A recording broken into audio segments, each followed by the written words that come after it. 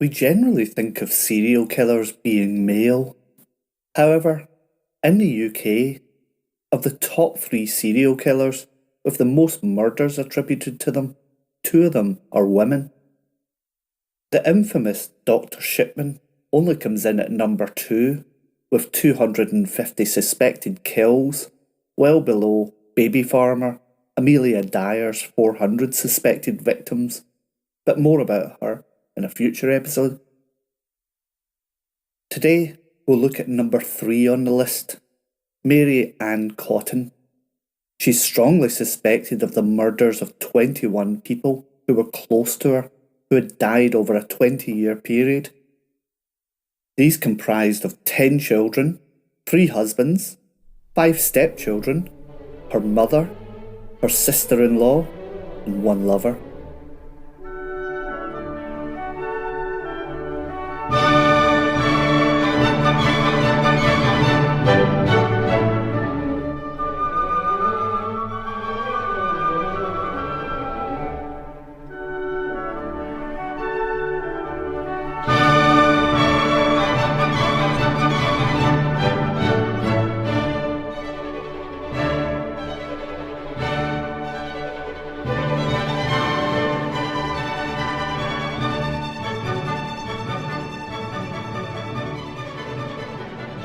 Hi, and welcome back to the Historical Crimes and Criminals podcast. I'm Steve, your host. She was born Mary Ann Robson on the 31st of October 1832 at Low Moorsley, County Durham. Her father was a coal miner and was killed in an accident when she was 8 or 9, leaving her and her mother in poverty.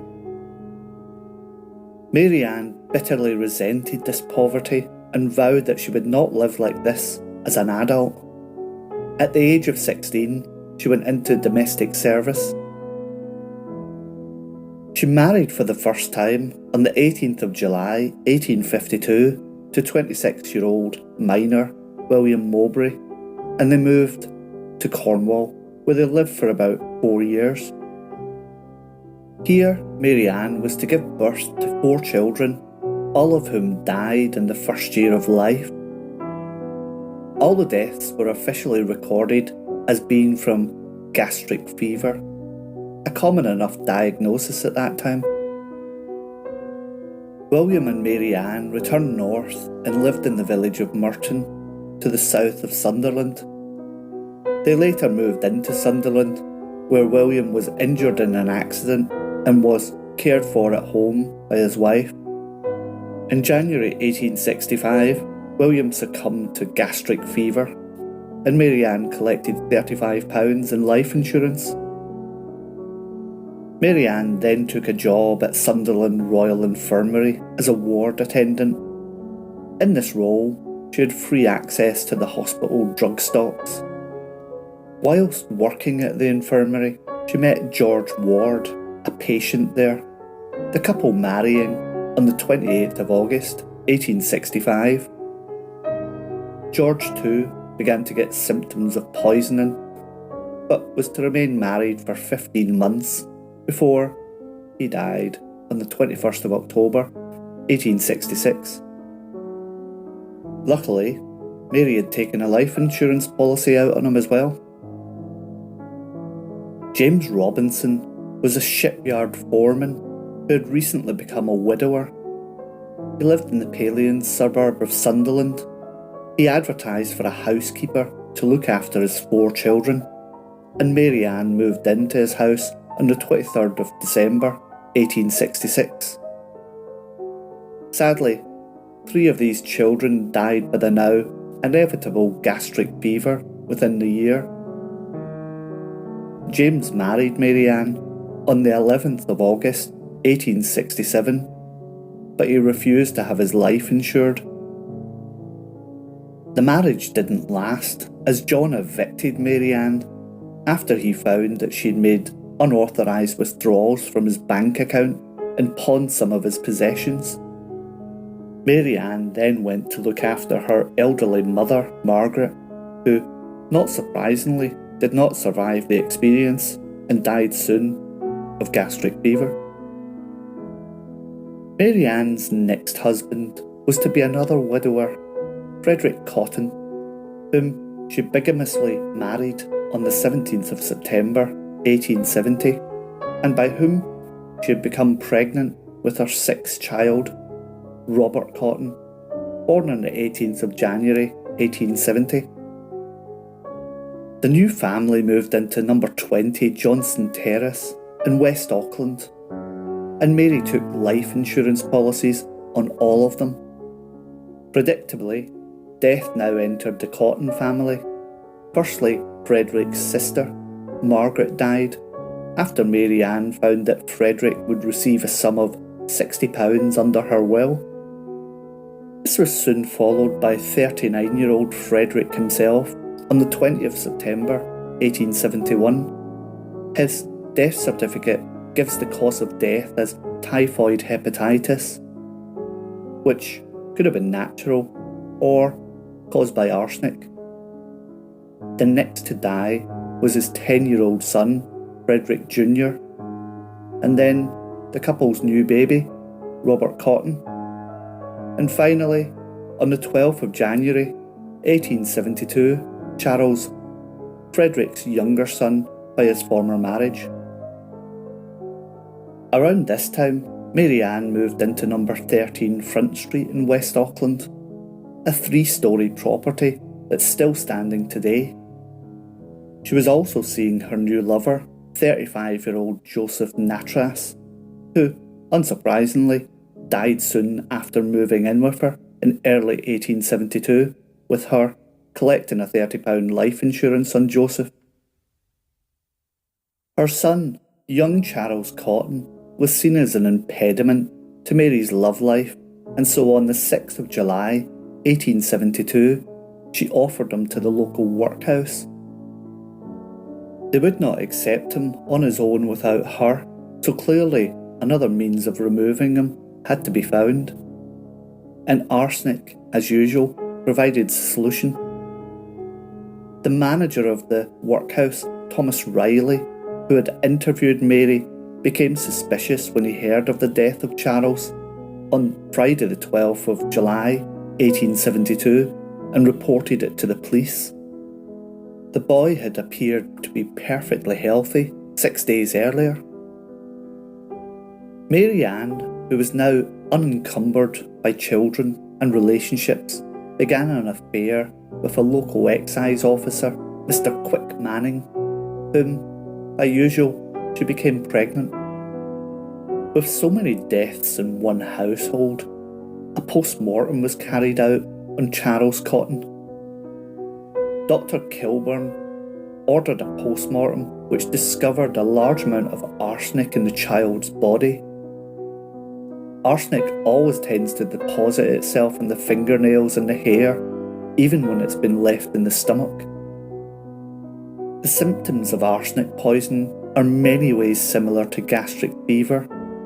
We now call gastric fever gastroenteritis, and it includes nausea, vomiting, diarrhea, abdominal pain, fever, cramps, lethargy, convulsions, and dizziness. And by the time of the murder, there was a reliable method for testing for arsenic. In 1841, a German chemist named Hugo Reich published a description of a test method whereby metallic arsenic was deposited on a copper foil from hydrochloric acid solution.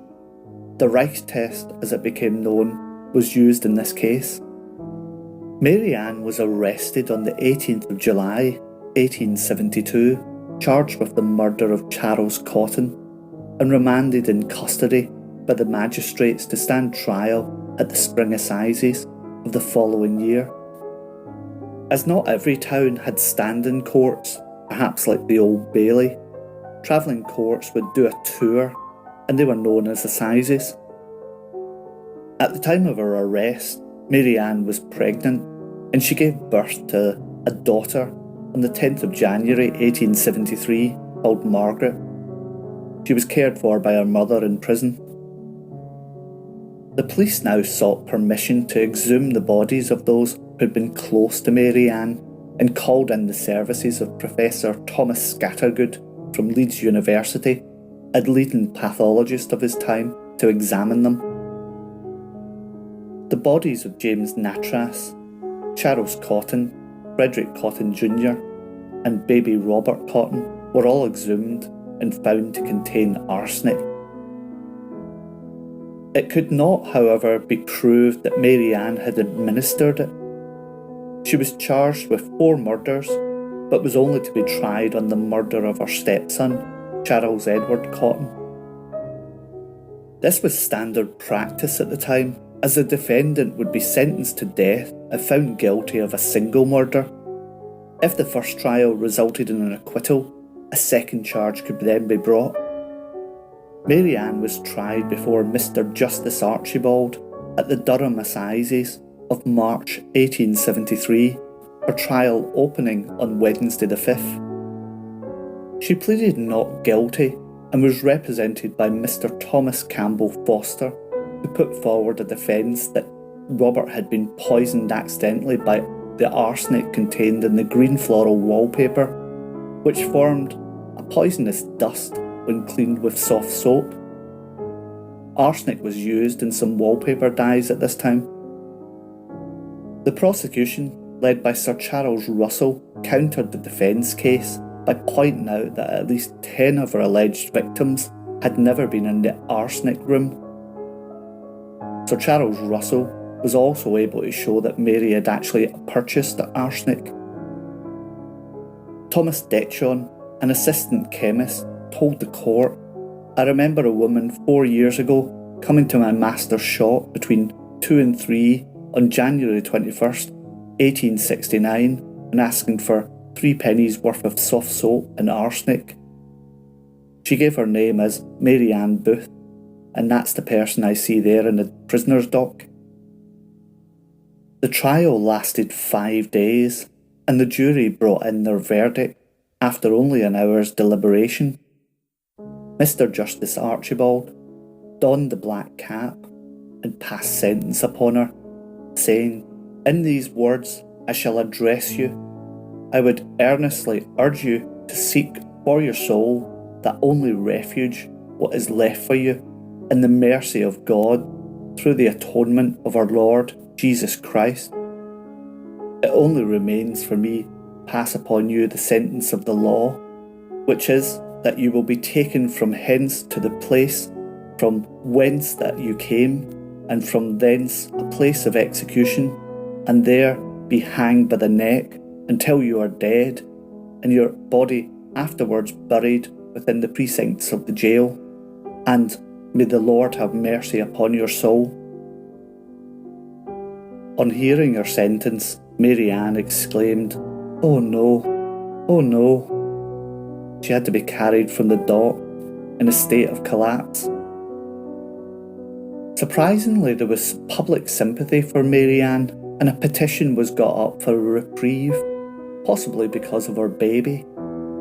But the Home Secretary declined this, and so, 5 days before her execution, baby Margaret was taken from her and placed with a childless couple for adoption. On the Saturday before her execution, Mary Ann was visited by her stepfather, George Stott, to whom she proclaimed her innocence. The execution was set for 8 a.m. on the morning of Monday, 24th of March, 1873, and Mary Ann breakfasted on just a few sips of tea.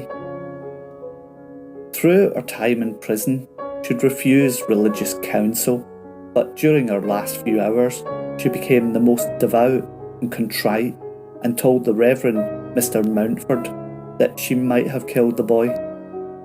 She prayed with 3 ministers and 3 matrons who guarded her round the clock in the condemned cell. It's said that Mary Ann made the warders wait to escort her to the gallows while she brushed her long black hair. When she was ready, she let the hangman pinion her wrists in front of her with a leather strap and place a further leather strap around her elbows and upper body. Wearing a coarse black and white check shawl, Mary Ann walked to the gallows assisted by warders Appleton and Dodds, and accompanied by the Reverend Bennett. Once on the trapdoors, her legs were strapped and the white hood placed over her head, followed by the noose. 2 male warders supported her during this preparation. Mary Ann's last words were, "Lord Jesus, receive my spirit. O Lord, have mercy upon me." The hangman, Robert Anderson, drew the bolt, releasing the trap from under her, and she dropped no more than 24 inches.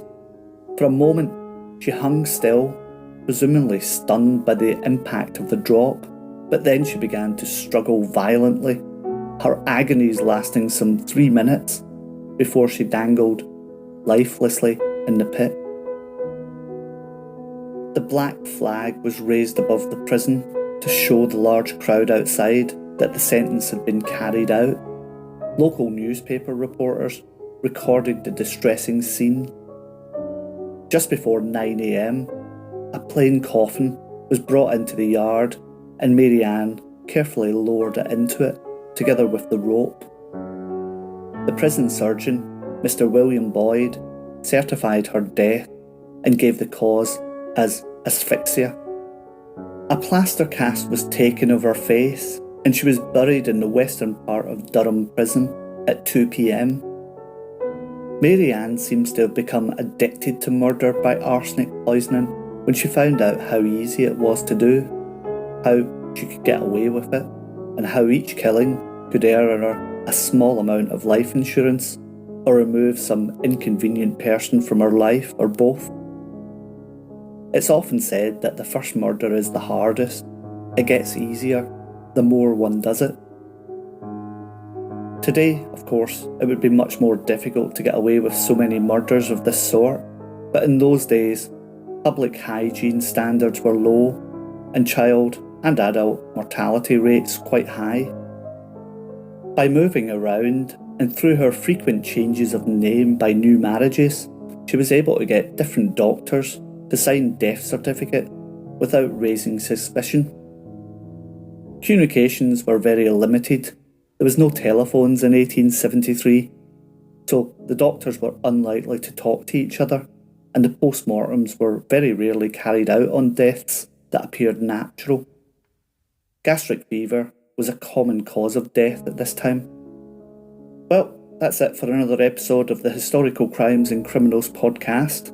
I hope you enjoyed that one, and until next time, bye bye.